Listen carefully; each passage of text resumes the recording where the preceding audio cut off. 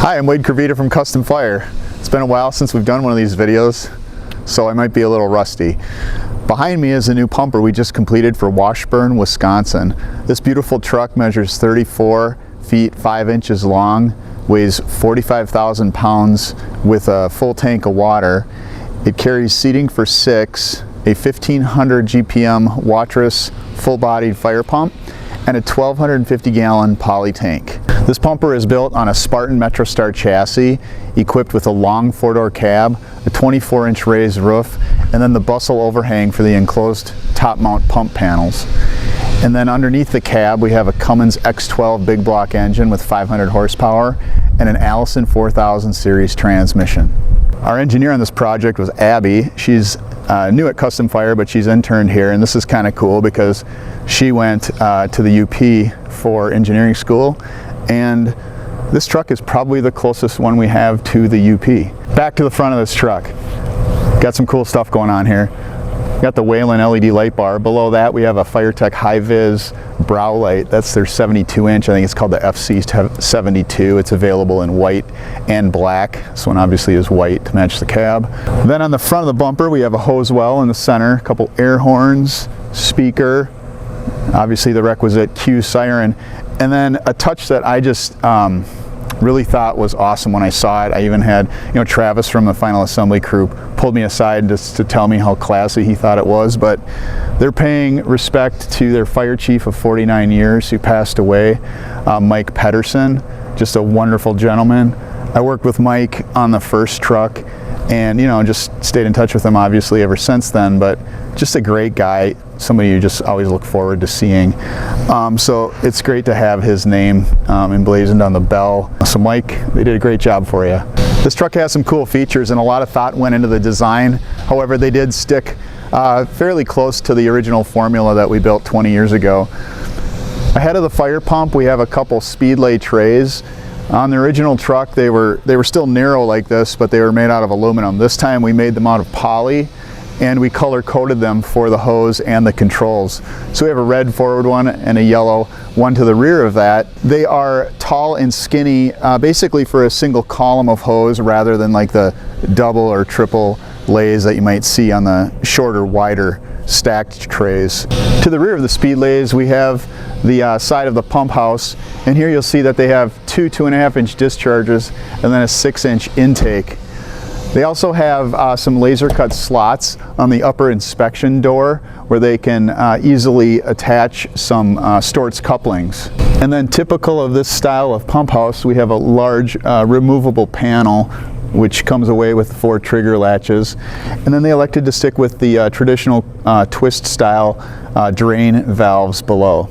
In the front driver's side compartment you can see that we have an adjustable pull-out tray and then a tip-out tray. This truck has a 1250 gallon tank, yet we designed it to provide full depth compartments on both sides. And along with the satin finish roll-up doors like their last truck, they elected to stick with a brushed stainless finish wheel well just to avoid the inevitable chipped paint over 20 to 30 year lifespan of these trucks.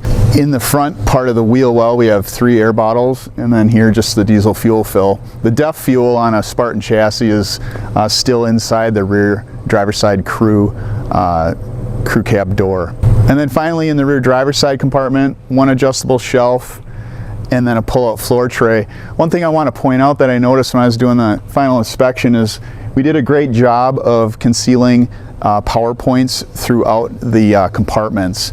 In each compartment we have a duplex outlet up high, flush mounted, and then in a couple of them we also have USB plug-ins, 2 up here and 2 up there that are nice and flush, so they're not going to knock them with equipment. And then typical of our apparatus bodies, we have the laser cut shelf tracks, removable access panels for the lighting, and then we also have the index pins to make sure your shelves are level, but also so they don't sag over time. Up on the back compartment walls, we do have raised pegboard panels for additional equipment mounting. I personally like continuity on the design of trucks, you know, where we have polished stainless starting at the bumper, running all the way through the length of the truck, rather than a mix match of, you know, diamond plate and tread bright and poly and or polished stainless, whatever. On this truck, we do have that. We have the polished stainless rub rails, and then we even laser cut one for a Wayland ion warning light down in the, you know, lower rear zone D. I figure I'll just kind of describe the back of this truck, and then I'll open things and drop things and do whatever so you can see it. But just a nice tidy package. Again, a 1250 tank, full depth compartments on both sides. This truck features a rear suction. Above that, slide-in storage for a 10-foot hard hose with a strainer attached.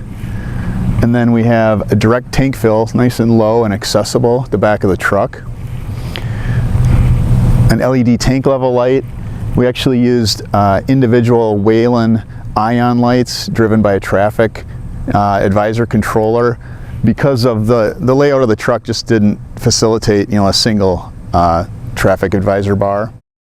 We have Wayland M6 warning lights, fire research LED scene lights, and then an additional slide-in hard hose sleeve. And then the thing that's probably caught your eye is the ladder up the back with the walkway down the middle of the body, splitting the hose beds, providing an extremely accessible, safe, and, you know, just all around great working environment for loading hose. This just demonstrates how the hose can be pulled out, dropped into the folding tank, and then connected to the rear suction. You know, we've been doing this for as long as I can remember, but people still are impressed by the ease of access for the hard hose for drafting. All right, I'm up in the hose bed. We have one adjustable divider here, and then there's a second hose bed on the other side of the walkway. That one has a 2.5-inch discharge plumb to the front, you know, for like a blitz line pre-connect. Obviously, we have the hinged hard hose bed covers with gas strut supports. At the front of the walkway, we have an LED light. We also have a flip down step that just makes it easier to kind of climb over to access the deck gun above the pump. And then ahead of the walkway, we also have the fill stacks for the poly, water, and foam tanks. All right, on this truck, I needed to make the point of lowering the ladder rack to kind of show off the features contained within the box. Now, the box was built, you know, enclose everything, provide that kind of consistent look to match the other side of the truck, that rescue pumper look. It also provides a nice surface for the mounting of scene warning lighting. And then in the box, we have a little giant ladder, a 24-foot two-section, a 14-foot roof, 3 pike poles, and a 10-foot attic ladder. And there are additional sleeves and slots for additional equipment like backboards, and then other pike poles as well. The doors drop down on both sides, so you know you can pull the ladders out either end if maybe they're up against something, folding tank or whatever. They have an alternative way of pulling the equipment out of that box. And then we have our single arm ladder racks. You can see that with it down, you can still access your compartments without doing the limbo on the dual arm ladder rack. That also provides space on the back for mounting of lights, additional handrails, and rather than occupying the space or notching the body to accommodate a dual arm ladder rack. Okay, on this side you can see that it's equipped with more of maybe like a rescue functionality, where we have 3 adjustable tool boards in the front compartment, storage for 4 air packs over the rear wheels, and then 6 air bottles in the rear wheel well.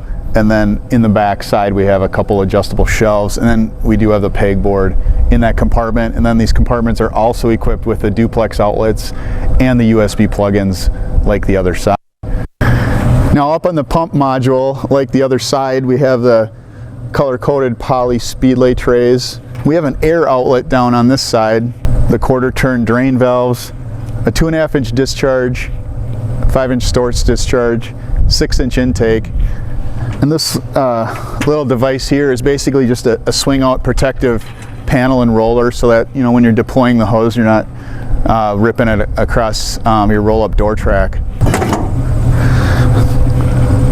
To Just kind of a neat little trick and a way to use that space is to laser cut slots that accommodate the tabs on these adapters. Okay, we're in the back of the crew cab, and obviously behind me is the pump panel with wonderful visibility out of this cab. You can see the deck gun there. They do have an 18-inch, pull-up riser. We have the Vista display screen here, which allows us to control the lighting, other functions of the apparatus, and then also the camera feed will go into that. There's a radio mounted here as well as up in the dashboard, and the camera right now is sitting on top of one of the rear-facing EMS cabinets. So this has 2 forward-facing outboard seats, 2 rear-facing center seats, all equipped with the fold and hold Bostrom seats with secure all air bottle brackets. And then the EMS cabinets are about 4 feet tall and they have roll-up doors on them. This truck is equipped with the Spartan overhead SGM HVAC, which gets it off the engine tunnel, and therefore the engine tunnel is equipped with some map pockets and then a nice kind of contoured mounting plate on top of the engine tunnel. The pump panel itself is equipped with primarily manual controls. We have the pistol grip handles. Just pull them back and they lock into place. Push them forward, lock into place. It's like they're like spring loaded with like a positioning pin, indexing pin. Pressure gauges across each control, FoamPro unit, LED tank level gauges. This is the new Pump Boss control for the pressure, pump pressure. We have pre-primes on all 3 intakes. There's 1, 2, 3, and then the auto prime. So this truck allows you to pre-prime all 3 intakes before you open the valve. Speeds up the transition from the onboard booster tank to a folding tank, just making it very smooth and seamless between the water transitions. And then down below we have some rocker switches, Waterous large diameter discharges with electric controls, and yeah, pretty much covers it. Got some defrost fans, USB plug-ins, radio speaker, and all in all, just a very spacious, comfortable, quiet cab with excellent visibility. It's a wonderful way to go if you're looking for a top mount or an enclosed top mount configuration. It's fun to be able to do another video for y'all. We hope you enjoyed watching it. This truck is beautiful, and we're just really proud to have another one up in northern Wisconsin in Washburn, a beautiful town on Lake Superior, and just a great group of people on that fire department. I'm Wayde Kirvida from CustomFIRE. Thanks for watching these videos, and please look us up if you're in the market for a new pumper, rescue, or tanker apparatus.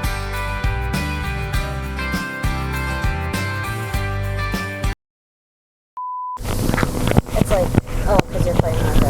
Oh, sorry. It's okay.